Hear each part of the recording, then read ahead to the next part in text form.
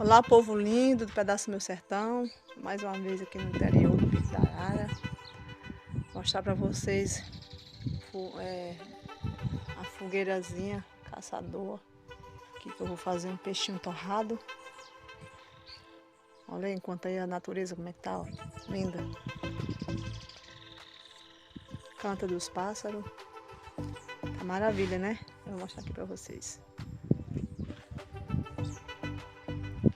Fogueirinha, mais ou menos assim, ó.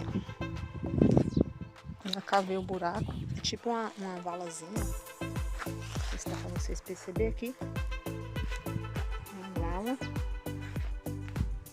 Essa vala aí, coloca os paus de lenha aqui, ó. Cava uma valazinha. Esse fogo aqui é ótimo, porque não faz muita fumaça.